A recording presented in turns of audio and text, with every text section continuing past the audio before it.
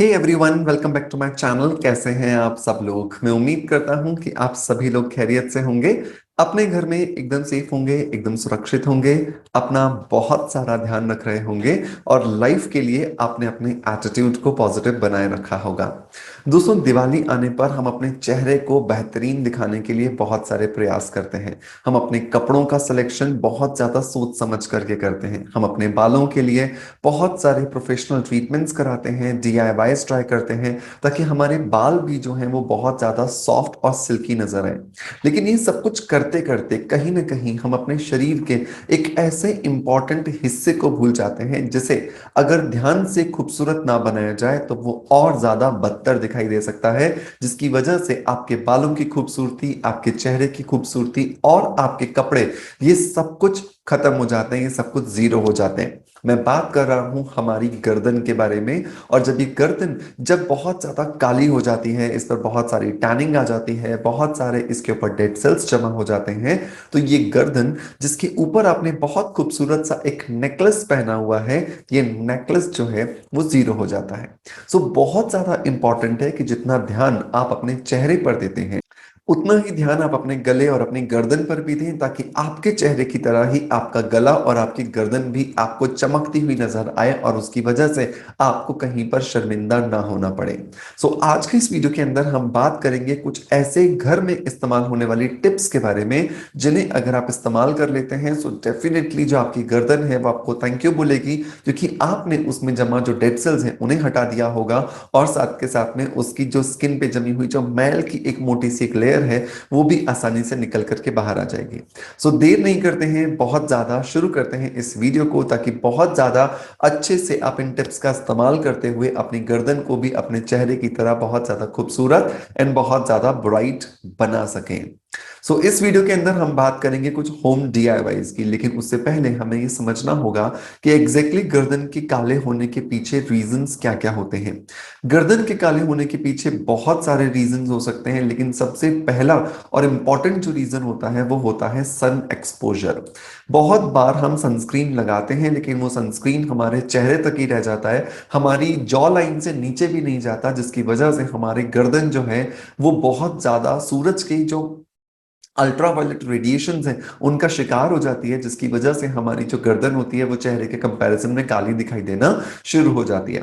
Environmental pollutants भी बहुत ज्यादा काम करते हैं, क्योंकि बहुत बार ऐसा देखा गया है कि पसीना आने की वजह से पसीना इन जगह पर जमा रहता है, जिसकी वजह से धूल, मिट्टी, पॉल्यूटेंट्स जो हैं वो इस जगह पर चिपकते रहते हैं, जिसकी वजह से जब इनको रेगुलरली क्लीन नहीं किया जाता तो ये हिस्से जो है हमारे शरीर के बहुत ज्यादा एक मैलनुमा लेयर क्रिएट कर लेते हैं, जिसकी वजह से हमारी गर्दन और हमारे अंडरआर्म्स जो होते हैं वो काले ज्यादा नजर आना शुरू हो जाते हैं। बहुत बार हम बहुत सारे केमिकल्स पर बेस्ड कुछ ऐसे कॉस्मेटिक्स का इस्तेमाल कर लेते हैं जिनके अंदर क्लेम्स बहुत बड़े बड़े होते हैं, लेकिन वो क्लेम्स क्योंकि उनके अंदर केमिकल्स डाले गए हैं तो वो टेम्परेरी तौर पर पूरे होते हैं, लेकिन जैसे ही आप उन्हें लंबे समय तक इस्तेमाल कर देते हो तो आपकी स्किन को वो फायदा पहुंचाने की जगह पर नुकसान पहुंचाना शुरू कर देते हैं। कोशिश करें कि जब भी आप अपने कॉस्मेटिक्स का सिलेक्शन कर रहे हैं, आप हमेशा हर्बल, नेचुरल या फिर ऑर्गेनिक कैटेगरी के ही कॉस्मेटिक्स का इस्तेमाल करें। ये कैटेगरीज थोड़ी महंगी हो सकती हैं, लेकिन डेफिनेटली ये आपको देर से फायदा देंगी, लेकिन ये आपकी स्किन पर कोई भी नुकसान ये नहीं पहुंचाती है। अगला जो रीजन आता है दोस्तों वो आता है ओबेसिटी।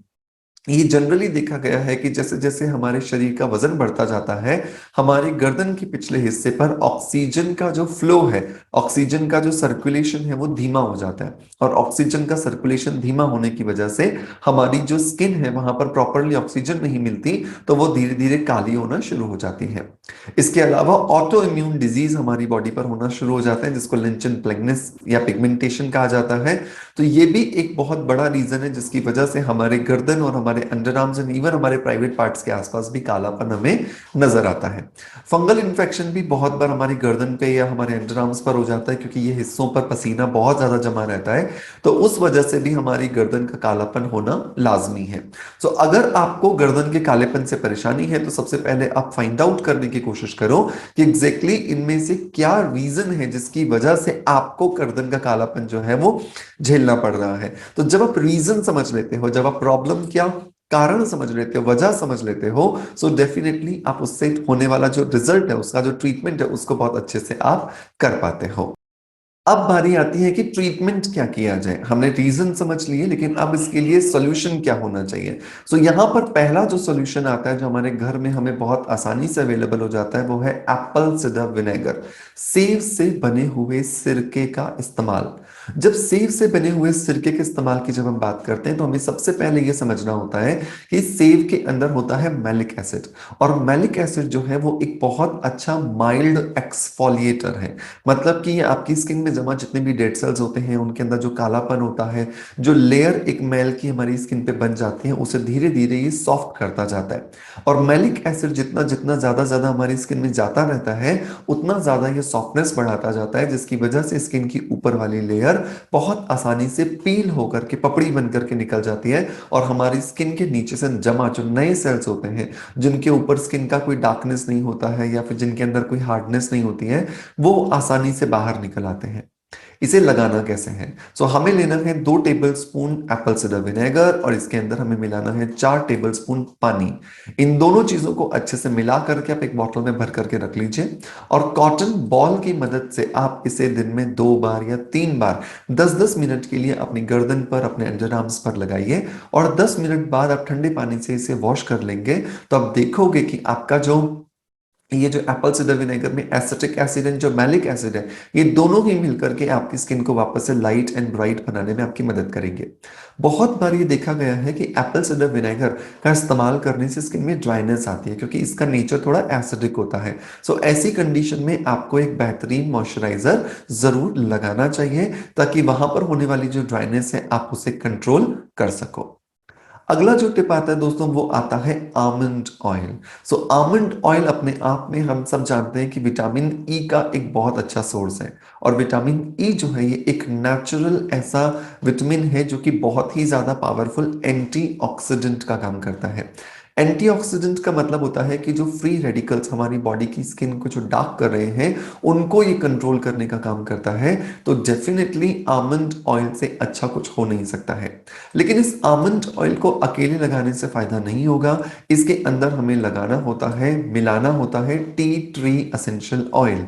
ये जो टी ट्री एसेंशियल ऑयल है, ये अपने आप में एक बहुत ही ज्यादा इफेक्टिव एसेंशियल ऑयल है, जो कि antibacterial, anti germicidal and anti fungal properties से बहुत ज्यादा रिच होता है। इसे बनाने के लिए आपको लगभग 1 टेबलस्पून के आसपास, मतलब 5 से 6 ml के आसपास आमंड ऑयल लेना है। और इसके अंदर 1 से 2 बूंदें टी ट्री ऑयल की मिला लेनी है। और इसे लगाने से पहले अपनी इस जगह पर अच्छे से आप साबुन लगा करके या बॉडी वॉश लगा करके वॉश कर लीजिए। वॉश करने के बाद अब आप इन दोनों को, मतलब कि आमंड ऑयल को टी ट्री ऑयल को मिला करके लगाइए, और सर्कुलेटरी मोशंस के अंदर 15 से 20 मिनट के लिए आप मसाज कीजिए। मसाज करने के बाद ल्यूकवार्म पानी से इसे वॉश कर लीजिए या फिर वाइप ऑफ कर लीजिए, एंड इस हिस्से को छोड़ दीजिए। ये हिस्सा धीरे धीरे जैसे जैसे टी ट्री ऑयल अंदर जाता जाएगा, अपने आप रिजुविनेट करना शुरू कर देगा, और आपकी स्किन अपने आप रिवाइटलाइज होना शुरू हो जाती है। एंड ये almond oil and tea tree oil का कॉम्बिनेशन आपके अंडर आर्म्स का कालापन और आपके गर्दन के कालेपन को बहुत आसानी से अलविदा कहने में आपकी मदद करेगा।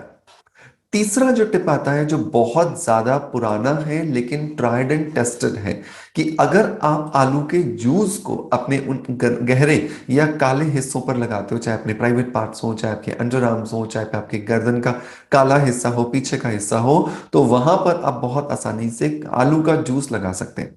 सो इसे लगाने के लिए आपको आलू को बहुत अच्छे से स्क्वीज करना है, मतलब उसे पहले ग्रेट कर लो, ग्रेट करने के बाद स्क्वीज कर लो, तो इस तरह का आपका जूस निकल करके आ जाएगा। और इस जूस को लगा करके 10 से 15 मिनट के लिए आप छोड़ दीजिए।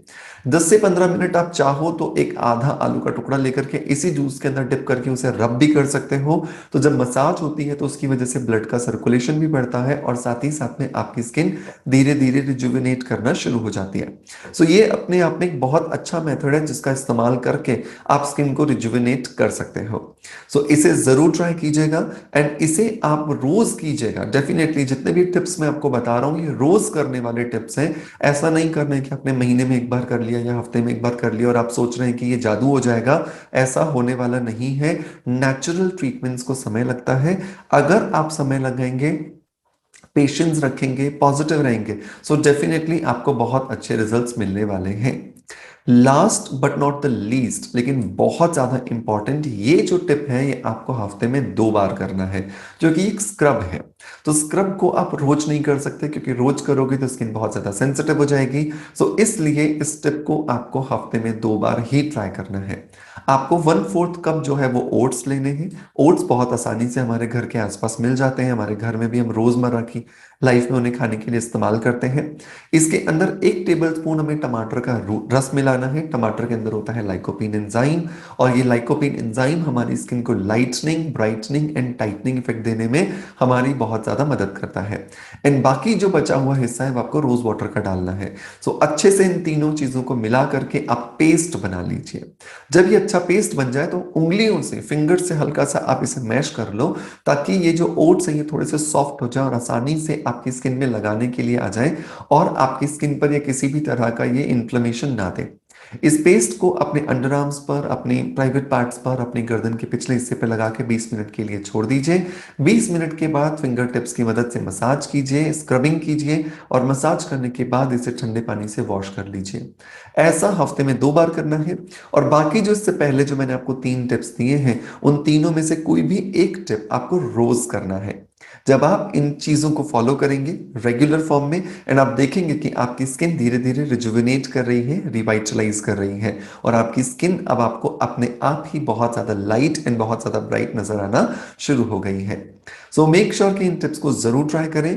ट्राई करने के बाद अपना फीडबैक हमारे साथ में कमेंट्स के माध्यम से जरूर शेयर करें। वीडियो अगर पसंद आया है तो एक लाइक का बटन जरूर दबाएं, एंड शेयर जरूर करें अपने दोस्तों तक, अपने रिश्तेदारों तक, ताकि ये चैनल ज्यादा से ज्यादा लोगों तक पहुंचकर उनकी लाइफ में बहुत ज्यादा पॉजिटिव चेंजेस ला सके। दोस्तों, मैं उम्मीद करता हूं कि आज का वीडियो कंटेंट आपको पसंद आया होगा। पसंद आया है सो मेक श्योर कि एक लाइक का बटन दबा करके हमें मोटिवेशन जरूर दें। आपका प्यार आप हमें ऐसे ही देते रहोगे, इसी आशा के साथ आपसे अलविदा लेता आपका knowledge friend doctor Manoj. Thank you so much. Bye bye. Love you all.